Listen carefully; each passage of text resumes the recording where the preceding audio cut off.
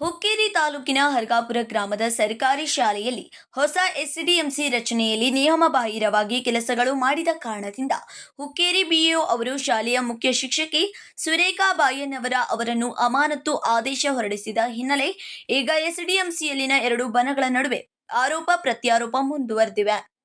ಎಸ್ಡಿಎಂಸಿಯಲ್ಲಿನ ಒಂದು ಬಣ ಶಾಲೆಯ ಮುಖ್ಯ ಶಿಕ್ಷಕಿಯನ್ನು ಬೆಂಬಲಿಸಿ ಶಾಲೆಗೆ ಇವರೇ ಬೇಕು ಎಂದು ಮಾಧ್ಯಮದವರ ಮುಂದೆ ಹೇಳಿಕೆ ನೀಡಿದ ಬೆನ್ನಲ್ಲೇ ಮತ್ತೊಂದು ಬಣ ಶಿಕ್ಷಕಿಯಿಂದ ಶಾಲೆಯಲ್ಲಿ ಮಕ್ಕಳ ಹಾಜರಾತಿ ಸಂಖ್ಯೆ ಕಡಿಮೆಯಾಗಿದ್ದು ಶಿಕ್ಷಕಿ ಬಂದಾಗಿನಿಂದ ಶಾಲೆಯಲ್ಲಿ ರಾಜಕೀಯ ನಡೆಸುತ್ತಿದ್ದಾರೆ, ಇವರು ಶಾಲೆಗೆ ಬರೋದು ಬೇಡ ಎಂದು ಆಗ್ರಹಿಸಿದ್ದಾರೆ. ನಾವು ಕಾಶಿನಾಥ ಡೆಂಗಿ ಮೊನ್ನೆ ಹಂಗ ಮಾಡಿದ ತಿಂಡಿ ಐತಿ ಅದೈತಿ ಇದೈತಿ ಎಲ್ಲ ಹೇಳಿದ್ರು. ಅವನ ಮಗ ಇಲ್ಲಿ ಕಾನ್ವೆಂಟ್ ಶಾಲೆ ಕಲ್ತಾವ್ರಿ. ಅವ್ 1 ಲಕ್ಷ ಕೊಟ್ಟಿಗೆಸಿಂದ ಇದ ಮಾಡತ್ತ ಹೇಳ್ತಾರ, ಚೇರ್ಮನ್ಶಿಪ್ ಮಾಡವತ್ತಾರ. ಯಾವ ಕೊಡ್ತಾರ ಲಕ್ಷ? ಅದಕ್ಕೆ ಏನ್ ಸಂಬಂಧ ಐತಿ?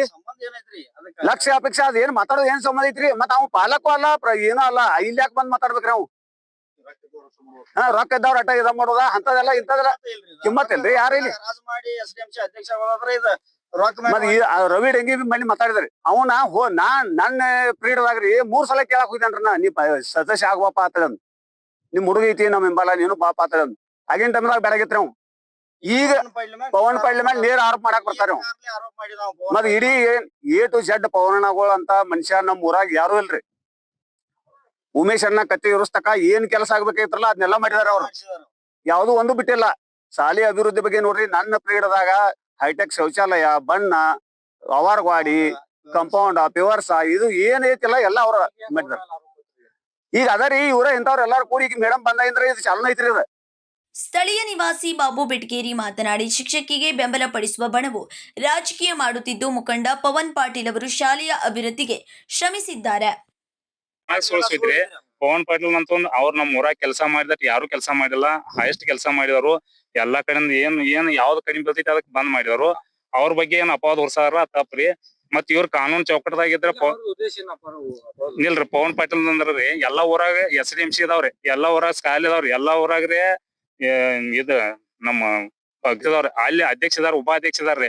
ಯಾರಿಗ ಪವರ್ ಇರ್ತೈತಿ ತೆಗ್ಯಾಕ್ರಿ? ಎಲ್ಲಾ ಊರಾಗ ಅಧ್ಯಕ್ಷ ಉಪಾಧ್ಯಕ್ಷ ಇದಾರ. ಬ್ಯಾಡವ್ರನ್ನೆಲ್ಲ ತೆಗ್ಯಾ ಬರೈತಿಲ್ರಿ. ಈ ಪವನ್ ಗೌಡ್ರು ಹೆಂಗ್ ತೆಗಿತಾರ ಹಂಗ ಅಧ್ಯಕ್ಷ ಉಪಾಧ್ಯಕ್ಷ ಇದಾರ. ಸಾಯ್ತೈತನ್ರಿ ಕಾನೂನ್ ಚೌಕಟ್ಟದಾಗ ಇವ್ರ ಇದ್ರ ಯಾರ್ ತೆಗ್ಯಾಕ ಸಾಯ್ತೈತ್ರಿ? ಇವ್ರು ಅದನ್ನ ತಪ್ಪ ಮಾಡಿದಾರ ಹೋಗಿದಾರೆ ತಪ್ಪ. ಮತ್ ನಾವ್ ಈಗ ನಾನು ಒಬ್ಬರ ತೆಗಿಯತ್ತ ಹೇಳ್ತೇವ್ರಿ. ಈಗ ನಾವ್ 5 ಮಂದಿ ಮೆಂಬರ್ಗಳು ಬರ್ತೀವಿ, ಇವ್ರು ತೆಗಿತಾರ್ರಿ. ನೀವು ತಗಸ್ತೇನಂದ್ರ ನೋಡ್ ಹೇಳ್ತೇವ್ರಿ. ನಾವ್ ಎಲ್ಲಾ ಊರಾಗ ಇದಾರ, ಎಲ್ಲಾರು ತೆಗಿಬೇಕ್ರಲ್ಲ ಟೈಪ್ ರೀ. ಮತ್ ಎಲ್ಲಾ ಊರಾಗ 2 ಟೀಮ್ ಇರತಾವ್ರಿ. ಆ ಟೀಮ್ದಾಗ ಅವ್ರು 2 ಮೇಂಟೆನೆನ್ಸ್ ಮಾಡ್ಕೊಂಡ್ ಅವ್ರ ನೌಕರಿ ಮಾಡ್ಕೊಂಡ್ ಅವ್ರ ಜವಾಬ್ದಾರಿ ಇರ್ತೈತ್ರಿ. ಅದ 2 ಮಂದಿನ ಕರೆಕ್ಟ್ ವಿಕಾಲ್ ಮಾಡ್ಕೊಂಡ್ ಮಾಡ್ಬೇಕಾಗೈತ್ರಿ. ಇವ್ರ ಒಂದ್ ಸೈಡ್ ಮಾಡದಾರನ ಹಿಂಗಾಗೈತ್ರಿ. ಒಂದ್ ಸೈಡ್ ಯಾಕೆ ಮಾಡ್ಬೇಕ್ರಿ? ಈಗ ಅವ್ರಿಗೆ ಅಮಾನತ್ ಆದೇಶ ಏನಾಗಿತ್ರಲ್ಲ ಅಂದ್ರ ಏನೈತ್ರಿ? ಈಗ ಅವ್ರ ಬೇಕನ್ನೋದ್ರಿ, ನಾವ್ ಬ್ಯಾಡ ಅನ್ನೋದ್ರಿ. ಹಿಂಗಾಗಿ ನಮ್ ಊರಾಗ ಜಗಳ ಆಗ್ತಾವ್ರಿ. ಅವ್ರ ಬ್ಯಾಡರಿ ಯಾಕ.